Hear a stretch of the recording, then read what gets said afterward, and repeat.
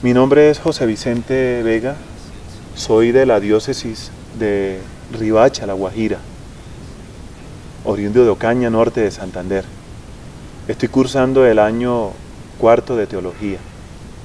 La canción que les voy a presentar se llama ¿Qué detalle, Señor? Es de J.A. Cabiela y Fernando M. de España.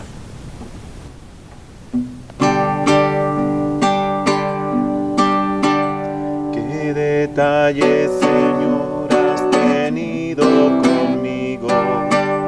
Cuando me llamaste, cuando me elegiste, cuando me dijiste que tú eras mi amigo. ¿Qué detalles, Señor, has tenido conmigo? Te acercaste a mi puerta, pronunciaste mi nombre. Yo temblando te dije, aquí estoy, Señor. Tú me hablaste de un reino, de un tesoro escondido, de un mensaje fraterno que encendió mi ilusión. ¿Qué detalles, Señor, has tenido conmigo? Cuando me llamaste, cuando me elegiste, cuando me dijiste que tú eras mi amigo. ¿Qué detalles, Señor, has tenido conmigo? Yo dejé casa y pueblo por seguir tu aventura.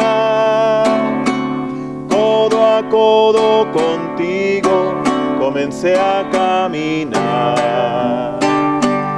Han pasado los años y aunque aprieta el cansancio, paso a paso te sigo sin mirar hacia atrás. ¿Qué detalles, Señor, has tenido conmigo? Cuando me llamaste, cuando me elegiste, cuando me dijiste que tú eras mi amigo. ¿Qué detalles, Señor, has tenido conmigo?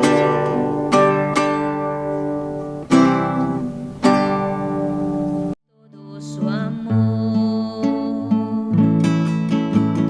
deja que todo renueva. Muy buenas tardes a todos, mi nombre es Juan Sebastián Palma. Les doy un saludo a los que nos están viendo en este programa Jesús Evangelio.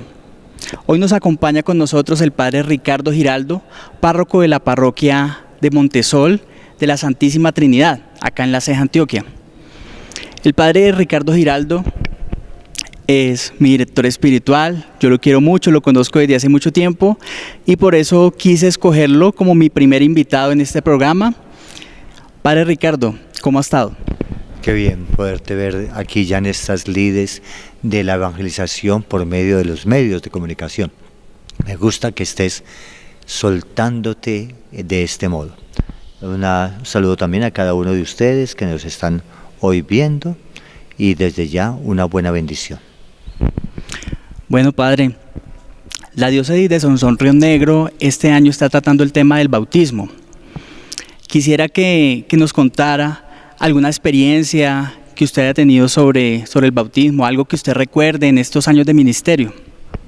Eso quiere decir muchísimas experiencias que van desde el gusto de ver o de bautizar personas o niños en lugares alejados, en lugares de misión, la alegría o ver a los papás llegando, caminando largas jornadas, por el deseo de santificar a sus criaturas. Eso es bello porque en primera instancia hace recordar la magnitud de lo que es la Iglesia Universal. Y esa alegría de esos papás, alejado tal, digamos, de un sentimiento de superstición, de que le van a quitar los cachitos o lo que sea, es una experiencia linda. de la grandeza de la iglesia. Diría que la que más me ha impactado y que es dolorosa es cuando una vez, mientras estaba en mi trabajo en la curia, me llamaron del hospital vecino para invitarme a un caso urgente que tenía. Cuando llegué me estaban pidiendo las enfermeras que si lo podía bautizar a una criatura recién nacida.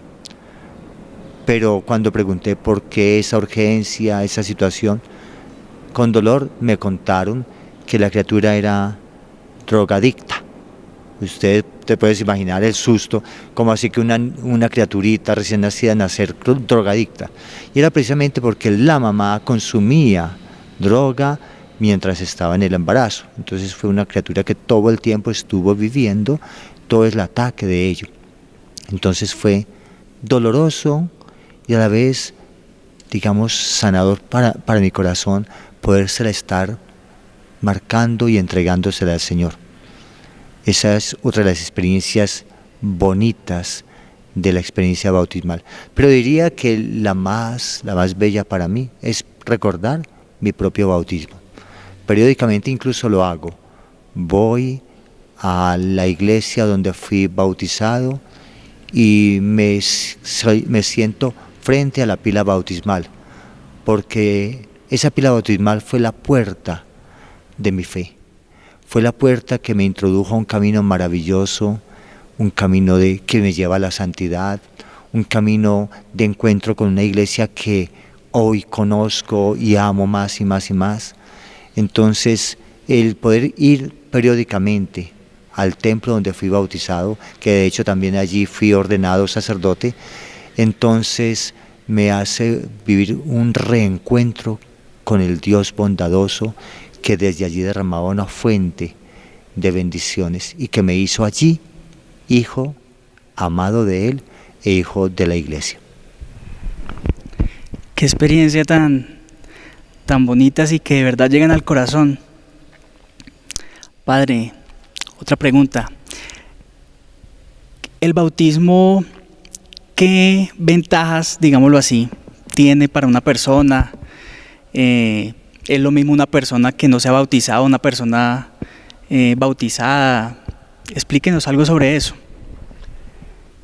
San Juan Eudes hace una comparación muy bella.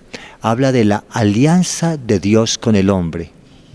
Aunque en el título original del francés antiguo lo podemos traducir como el contrato del hombre con Dios, San Juan Eudes profundiza y hace ver cómo allí comienza una historia de paternidad y filiación.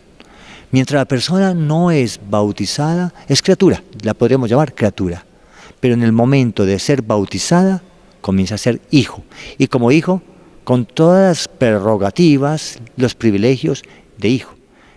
Cada vez que alguien está siendo bautizado, me hace recordar a mí las palabras del Padre a través del profeta, cuando dice, este es mi hijo muy amado, en quien prolongo mis bendiciones.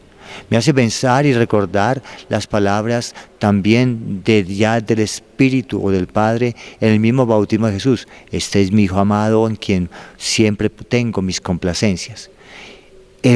Por eso mismo hay que decir, o reconozco, si mientras no soy bautizado no he comenzado esa alianza. Y entonces, por lo tanto, Dios Padre tendría el derecho a decir, no es mi hijo, es una criatura. Aunque Dios Padre en su misericordia infinita no deja de llamarnos hijos. Pero yo también entonces, mientras no haya tenido esa alianza con Él por el bautismo, no podría sentirme con los derechos que tiene un hijo por ser parte de una familia. Aún así también, y de hecho es lo que vivimos en la iglesia, nadie puede comulgar si no es católico. Estaría tomando un sacramento que no es parte de él.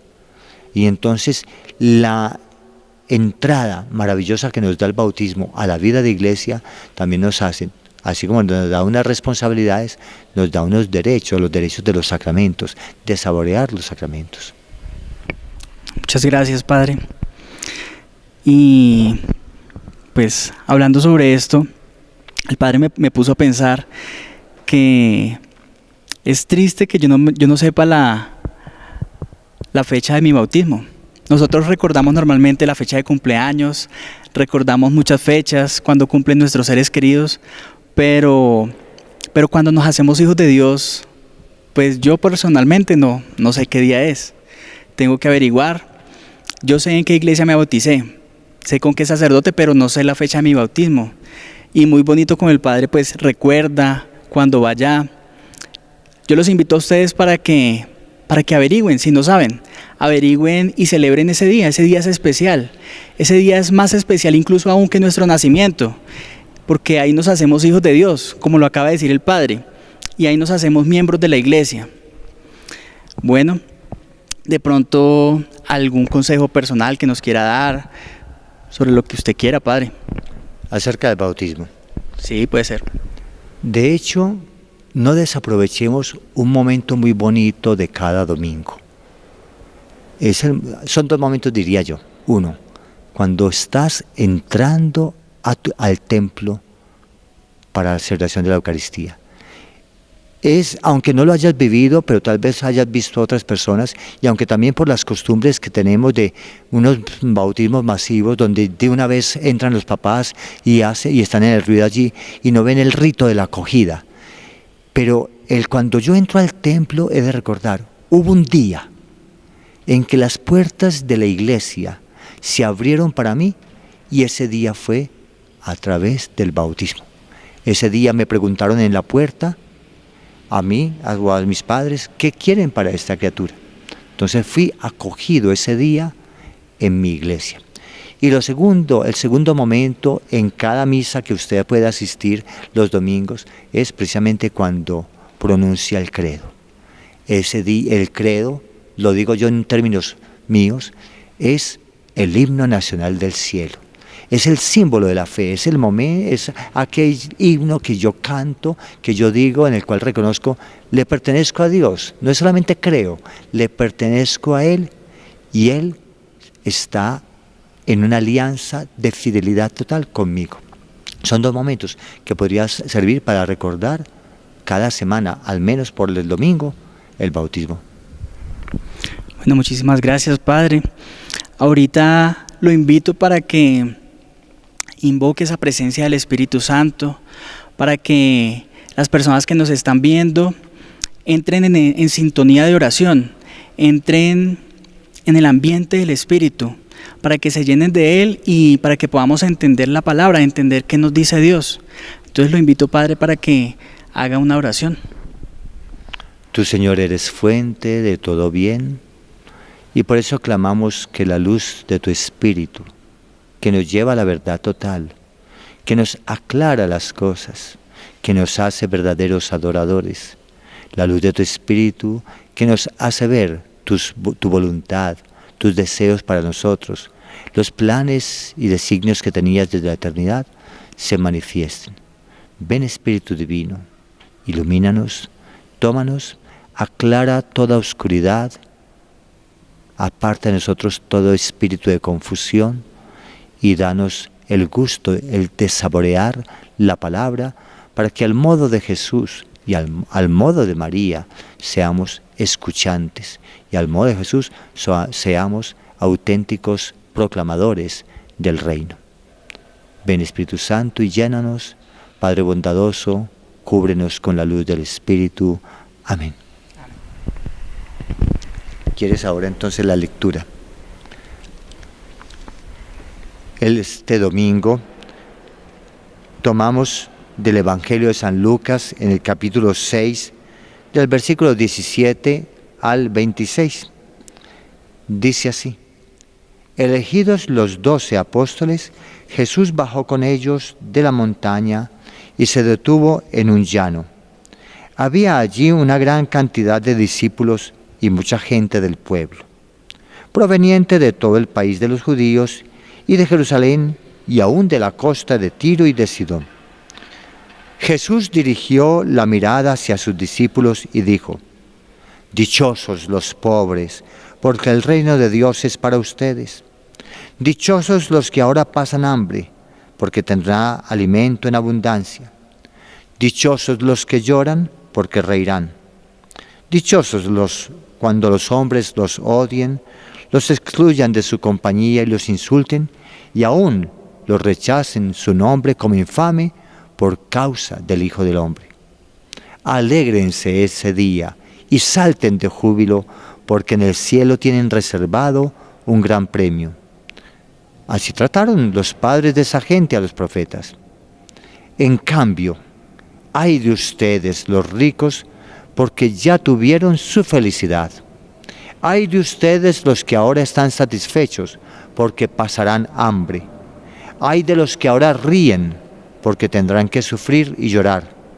Ay, si todo el mundo habla de ustedes. Así trataron los padres de esa gente a los falsos profetas. Palabra del Señor. Gloria a ti, Señor Jesús. Es bueno que meditemos esta palabra desde dos aspectos. Recordemos el domingo anterior, Jesús llamaba a alguien para ser pescador y se unieron a él otros 2 compañeros de barca. Ese día Jesús había manifestado poder en su palabra de doble forma, una hacia la gente que le predicaba y otra con la recomendación que había dado a Pedro de remar mar adentro y pescar. Y se acuerdan entonces que hubo una gran pesca, una pesca maravillosa, sobreabundante, tanto que casi que las redes se les reventaban y que tuvieron que invitar a los otros de la otra barca. Cuando leemos ese texto, podríamos decir que inmediatamente nos decimos, qué bueno, que puedo seguir a Jesús, le sigo las recomendaciones, incluso cuando esté fracasado, como estaba fracasado Simón ese día, porque no habían conseguido para el mercado, porque no habían conseguido para el día. Y de allí se podría fomentar esta mala teoría, o teología si se puede llamar, de la prosperidad. ¿No ve? Si usted le hace caso a Dios, entonces todo va a ser prosperidad. Pero Jesús voltea totalmente el mantel. Y en vez de decir dichosos los ricos, dichosos los prósperos, dichosos los que hacen fiesta, dichosos los que están gorditos, dichosos los que están con todas las oportunidades, está diciendo dichosos los pobres, dichosos los que lloran, dichosos los que sufren. Este lenguaje de Jesús me fascina porque ahí es donde se ve algo de bello de Jesús. Jesús es subversivo, cambia los valores. Cuando Jesús llega a nuestra vida, nos cambia los valores. Eso es subversión verdadera. En el mundo de hoy, el valor del mundo de hoy es la farándula, el valor del mundo de hoy es el poder, el valor del mundo de hoy es el placer, el valor del mundo de hoy es el poseer. Y por eso hay gente que se mata la vida, que se desgastan buscando eso, porque entonces oyen del mundo, dichosos los que triunfan, dichosos los que tienen un proyecto de prosperidad, dichosos los que están muy sanos y rozagantes. Y entonces se genera también aquello que el Papa Francisco recordó precisamente para la Jornada Mundial de los Enfermos, esa cultura del votar, esa cultura del descarte. El enfermo, el abatido, el pobre, ese hay que descartarlo, ese no vale. Y precisamente a los ojos de Dios está valiendo el que lucha, el que sufre, el que está enfermo, el pobre, el que nadie ama. Ese es el que más ama a Dios. Y que incluso está manifestado es en la gran predilección de Dios por el pecador. Diría la gente, y se lo dicen a ustedes los muchachos seminaristas, cuando van al seminario, dichoso usted que está en este paraíso, es que usted está en el cielo. Y cuando ven al seminarista todo santito, dicen, dichoso usted que es tan santo. Y nos hace recordar a Jesús que no buscaba al santo, que era capaz de dejar 99 ovejas por la pecadora, por la perdida. Dichoso ese pecador, porque Jesús lo está buscando. Pero también seremos dichosos en la misma medida en que asumimos la causa de Jesús, despojándonos, viviendo la austeridad, viviendo la simplicidad, viviendo la humildad. Quien viva ello, entonces vive confiado en Dios y se da cuenta que todo lo demás es añadidura, que todo lo demás puede ser superfluo, y entonces vive dichoso auténticamente. ¿Por qué Jesús nos dice dichosos los pobres? Porque el pobre aprende a depender de Dios, porque aprende a confiar en Dios. ¿Por qué dice Jesús dichoso el que llora? Porque el que llora aprende a sentir el consuelo que viene de Dios y no de las personas que están al lado. ¿Y por qué dice Jesús dichosos cuando los odien, cuando pasan hambre? Porque entonces aprendemos en realidad que Dios es ese Padre que nunca nos abandona. Qué mensaje tan subversivo el de Jesús, y qué es bueno que podamos analizar en qué cosas o personas estamos buscando la dicha. A mí me causa impacto y hasta me río cuando la gente, tras el ganar un equipo, un campeonato, un partido, llega y dice: es el día más feliz de mi vida. Me da tristeza por esa persona porque no sabe que el día más feliz de la vida es cuando tenemos plenamente a Jesús. Y para tener ese tipo de felicidad hay que ser subversivo, es decir, no seguir los valores del mundo. Padre, muchas gracias por su reflexión, gracias por su mensaje. ¿Ya vieron por qué es mi director espiritual? No, en verdad al Padre lo quiero mucho. Esta lectura me recuerda un mensaje que me dio el Papa Francisco. Yo les dije que esta semana, que hoy nos iba a hablar el Papa Francisco, y así fue. El Papa, imagínense que me llamó al celular y me dijo: Sebastián, así con voz de argentino, yo no tengo voz de argentino, me dijo: debes oler más a oveja. Y esto va para usted, Padre, también, y para todos nosotros. Debemos oler más a oveja. Debemos untarnos de las personas, no solamente de los ricos, no solamente de las personas que huelen rico, no solamente de los directores, de los rectores de colegios, sino de la gente sencilla, necesitada, como era Jesús. También me decía Sebastián: cuando des una limosna, al menos mira a la otra persona a la cara, al menos tómale la mano, dile buenos días. A veces lo que pasa es que él me conoce y yo era una de las personas que le daba la plata, así como con: ay, como qué asco, salgamos de... ¿sí? Y no, y al recordar este evangelio, felices los pobres, Jesús quiere eso, quiere que los toquemos, que los veamos, quiere que nos untemos de ellos, porque en la carne del pobre está la carne de Jesús. Eso es también lo que el evangelio me dice y lo que el Papa pues nos manda a decir. Padre, y hablando de dichosos los pobres, hay mucha gente que critica la iglesia, que dicen: pero es que en la iglesia sí piden, mantienen pidiendo. Hay mucha gente, yo he escuchado, es más, antes de conocer de Dios, yo era uno de esos. Me la pasaba criticando. Y sí, es que esos curas todos son ricos, le quitan la plata a los demás. ¿Usted qué piensa de eso, Padre? ¿Es importante la limosna? ¿Será que si la gente no da, se acaban los pobres? O háblenos sobre eso. El problema está en llamarlo limosna y diríamos la connotación cultural de la palabra limosna.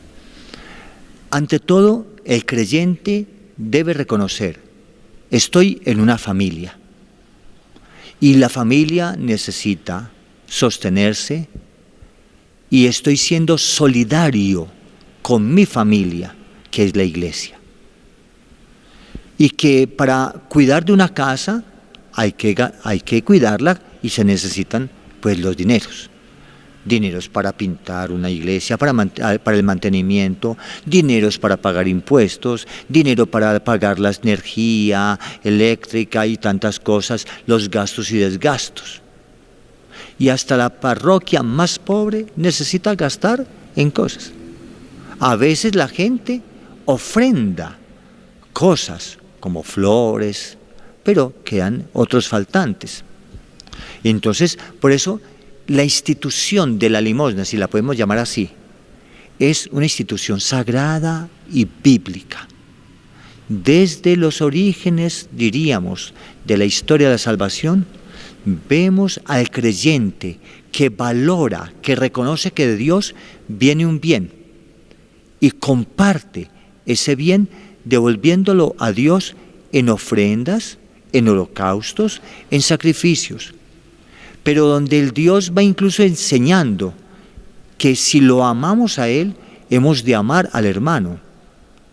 Como dice San Juan, si tú dices que amas a Dios al que no ves y no amas a tu hermano al que ves, eres un mentiroso. Y por eso, en la institución bíblica está el llamado de Dios a ayudar a los pobres y ayudar a la comunidad, digamos, o a la iglesia, que está guiando, pastoreando, cuidando. Dar la ofrenda, diríamos, al sacerdote en el Antiguo Testamento, no era tanto dar la ofrenda a un hombre barrigón que se engordaba a costillas de la comunidad. Era una ofrenda a Dios, y para que el sacerdote estuviese, diríamos, libre, sin preocupaciones de estar buscando por fuera y desatendiendo a su comunidad, entonces Dios, a través de Moisés, instituye precisamente la ofrenda como un regalo a Dios, como diríamos un pago a Dios, para que sostener a sus ministros que están velando y cuidando por su comunidad. Y esto se prolonga también entonces en el Nuevo Testamento. Y el Jesús tenía en su comunidad, y eso lo dice San Lucas, ¿no?, aquellas mujeres que iban y que habían ofrendado a Jesús de sus riquezas, de sus bienes, como un acto de agradecimiento por el don que Jesús les había dado. Y por eso tenía a Judas de tesorero, que cuidaba los dineros. Jesús recibía las ofrendas, Jesús recibía donaciones, diríamos, o recibía lo que a la gente le gusta llamar limosnas. Pero recordemos entonces que les decía, la limosna suena como muy peyorativamente, como muy negativamente. Usted no da limosna en la iglesia. Y si usted pretende dar limosna, quédese con ella. Porque la iglesia, usted lo que está es reconociendo que pertenece a una familia, a una comunidad que tiene que ayudar a sostenerla. Y que usted está reconociendo que de Dios le han venido muchas bendiciones y por lo tanto devuelve una parte de esa bendición como ofrenda. Por eso incluso el momento en la Eucaristía de recoger la ofrenda, no la limosna, la ofrenda, es después de la homilía, en cuanto a un domingo, después de la homilía y antes del ofertorio, porque esa colecta espiritual sagrada, manifestada a través del dinero, se está entregando al Señor para el culto, para la administración, para el cuidado de las cosas. Hay personas que tal vez digan, yo no voy a dar dinero, pero estoy dando las hostias. Si ustedes se ponen a pensar cuánto valen las hostias de un domingo para una iglesia grande, entonces se podría dar cuenta de cuánto es útil ese dinero que se da.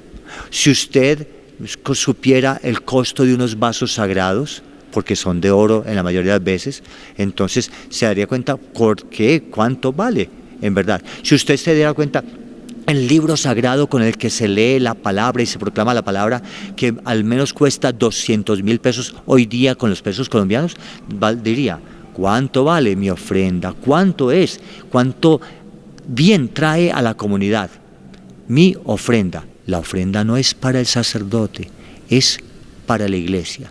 Y el sacerdote es un instrumento de Dios para el servicio de toda la comunidad.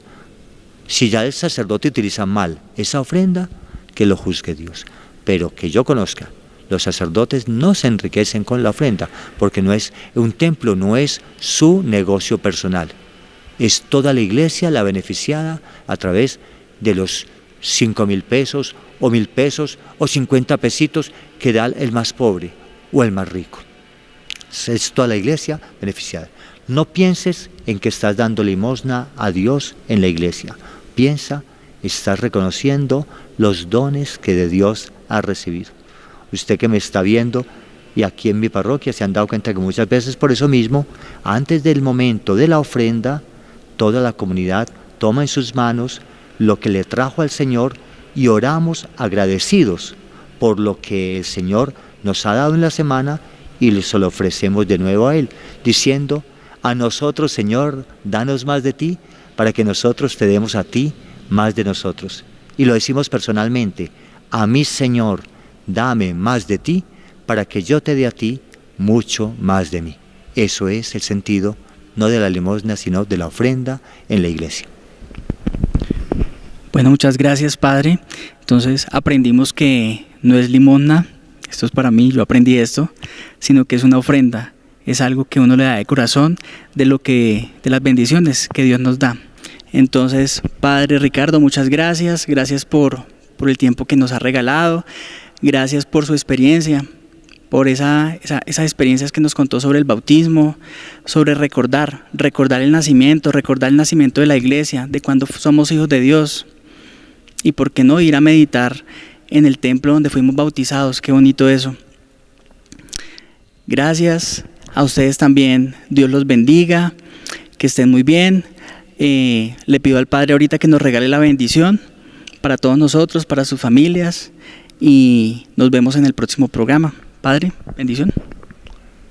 Oh Dios poderoso eterno, que en tu bondad y misericordia nos has llamado a ser hijos en el Hijo Jesucristo, y nos has ungido con el gracia, el poder, los dones y carismas del Espíritu Santo. Te pido que por tus hijos que ahora nos están viendo, nos están escuchando, para que puedan sentir el gozo de ser cristianos y la alegría de compartirlos. El Señor les bendiga y les guarde en el nombre del Padre y del Hijo y del Espíritu Santo. Amén. Amén, muchas gracias. Nos vemos el próximo domingo. Todo su amor. Deja que todo renueva.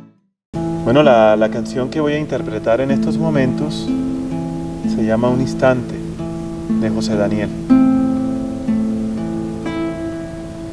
Un instante, una palabra, una mirada,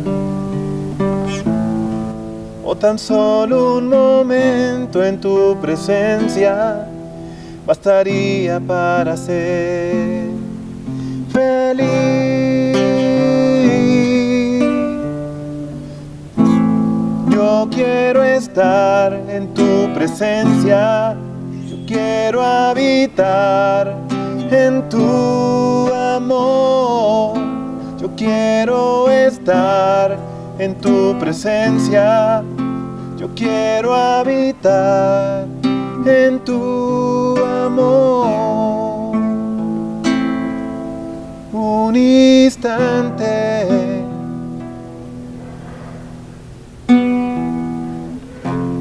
una palabra, una mirada, o tan solo un momento en tu presencia bastaría para ser feliz.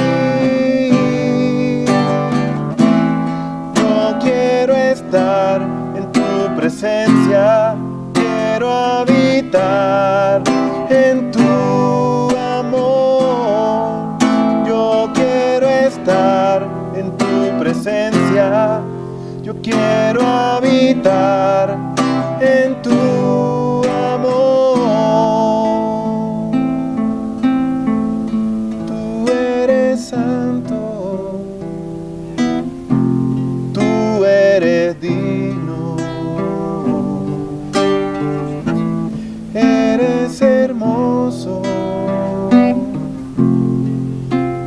maravilloso.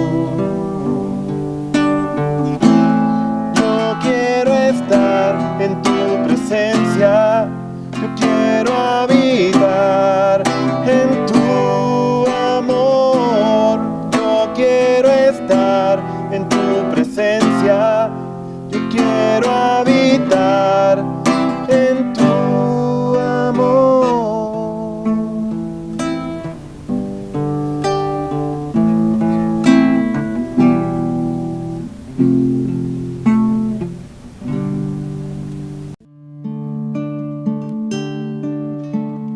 Deja que el Señor te envuelva, deja que toque tu puerta, deja que el Señor derrame todo su amor.